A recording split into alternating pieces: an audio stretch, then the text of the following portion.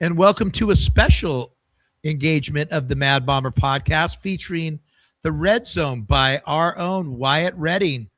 And today, Wyatt's got a little treat for you guys today. There's been a lot of talk about wide receivers and the way they're jumping up the boards right now. So Wyatt, talk to me if you got your John Spytek hat on? Looks like it. Always, yeah. Okay. What are we doing now? What if you were the Raiders?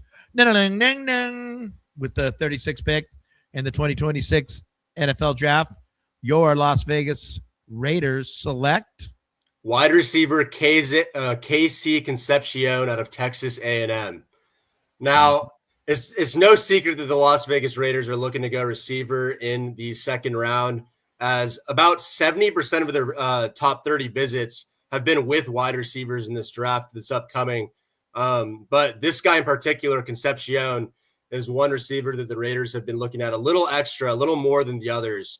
So one thing I wanted to point out was in 2025, he won the Paul Hornung Award, which basically means it's a prestigious award. No Texas A&M Aggie had ever won it in the history of their program history. And basically what it means is that he was the most versatile athlete in the country. So basically why he won this, he can return punts, return kicks. He can be used out of the backfield.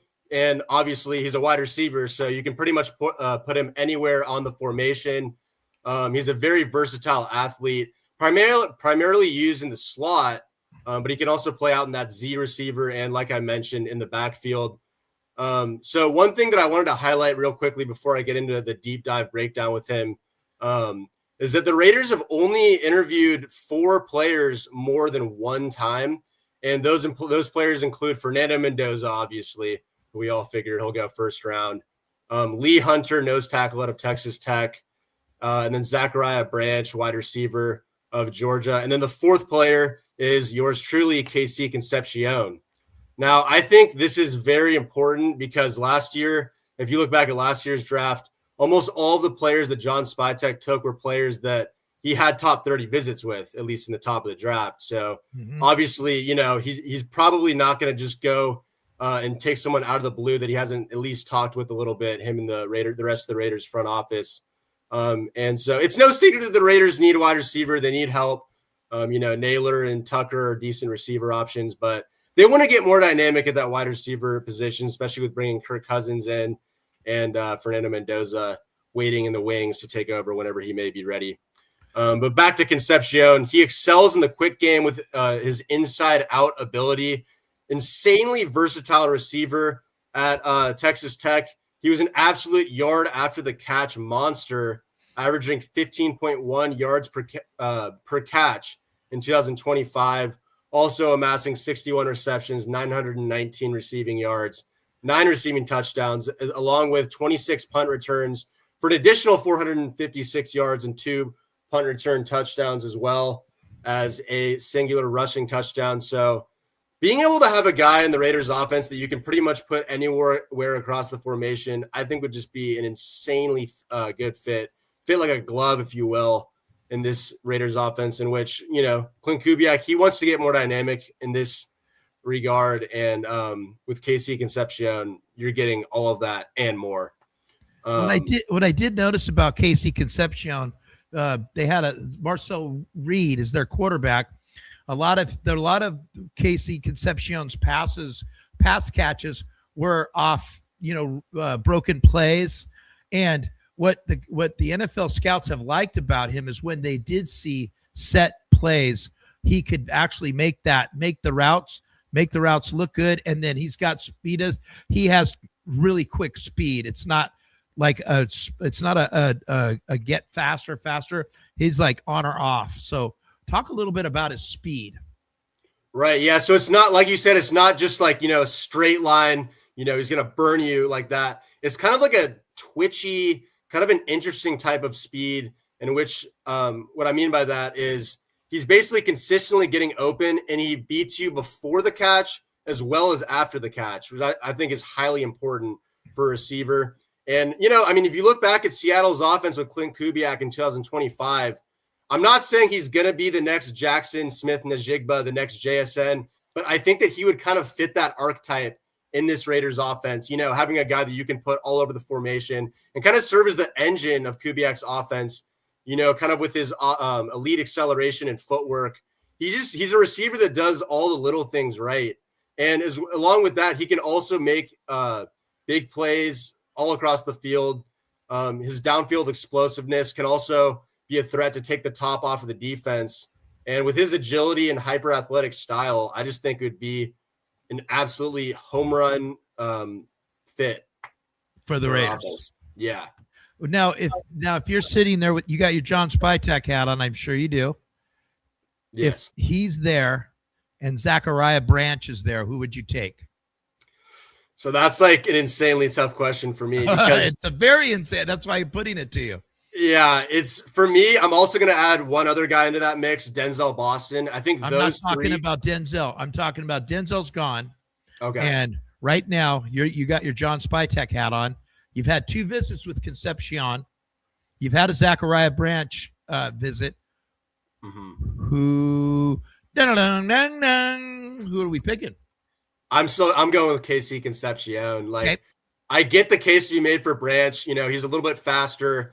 He went to Georgia, obviously a little bit bigger than Texas A&M. But the thing for me is I just think KC Concepcion's versatility is just going to be too much for the Raiders to pass up. And there's a chance that he goes late in that first round, maybe even early second, which is where I'm kind of hoping he'll fall, kind of where I'm expecting possibly, depending on if a team above them want him. But I just think it would be a better fit for the Raiders and offer more value in terms of that second round pick that they're going to have at 36.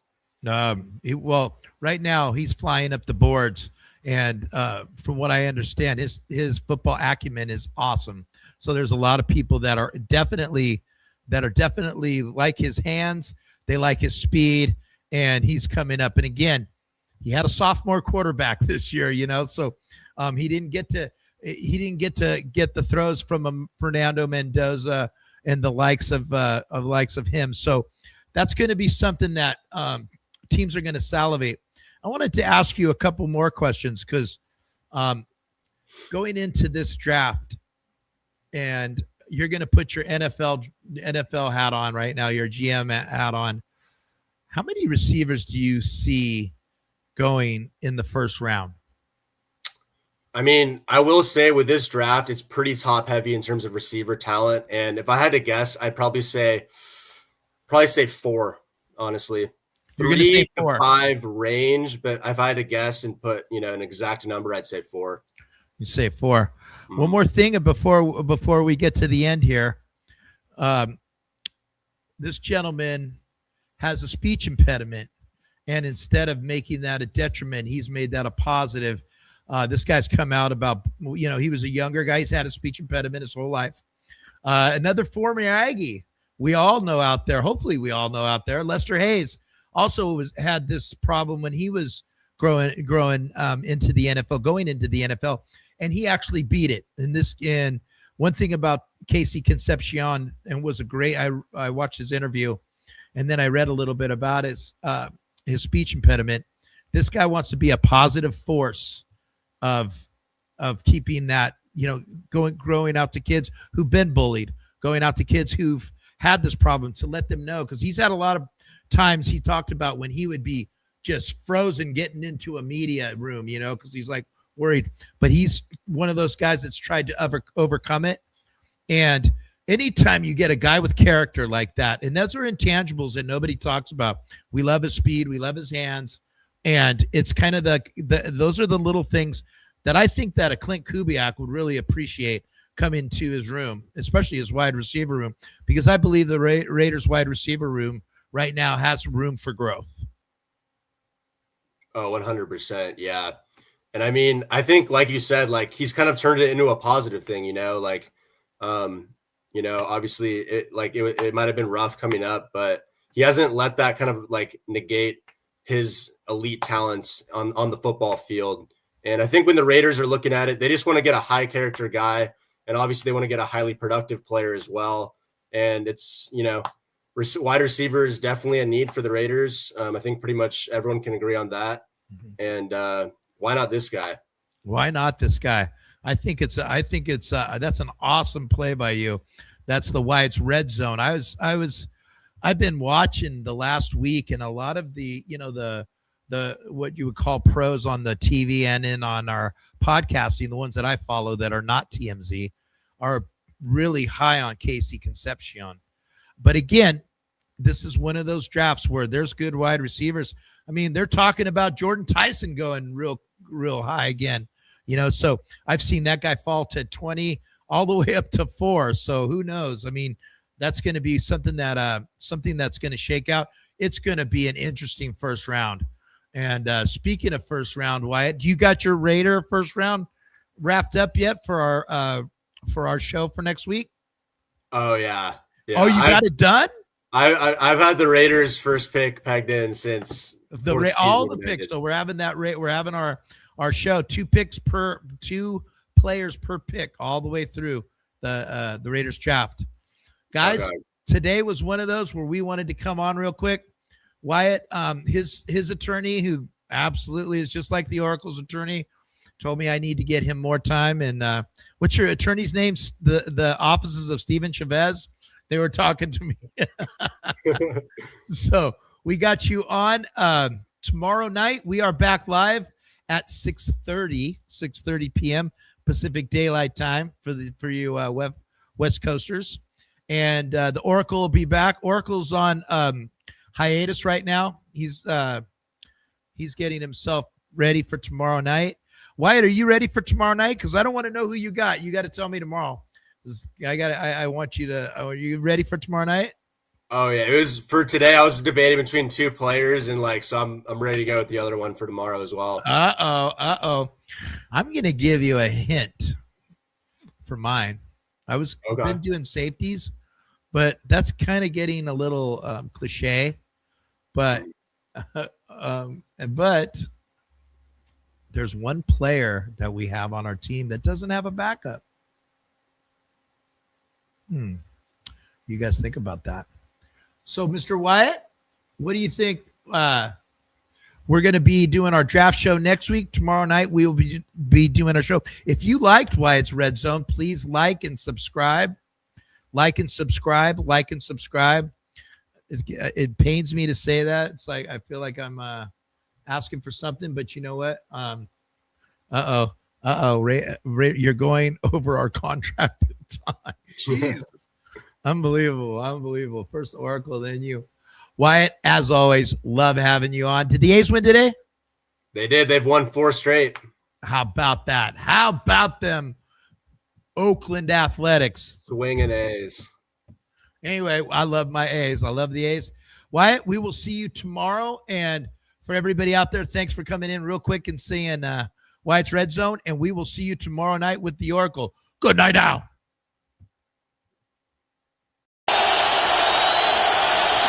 Roethlisberger.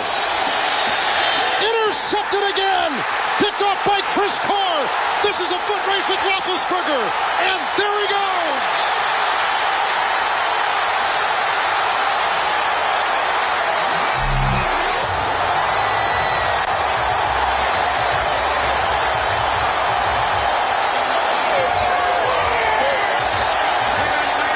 Have really changed the situation here. Intercepted. Back for the touchdown.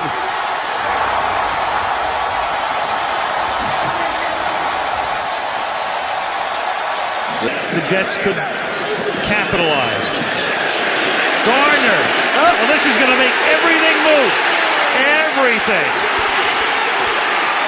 They're on to Foxborough. Touchdown. Tannehill under pressure, and it's intercepted. Tipped and picked off. Maurice Hurst off to the races. Tannehill cuts him down at about the 25-yard line.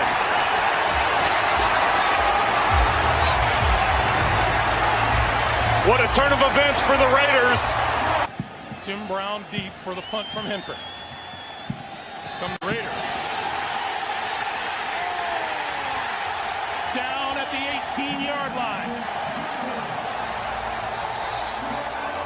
Hendrick knew he couldn't get that kickoff and held on to it. a penalty. They spot it at the 7. They hand off. It's Pryor. Lot of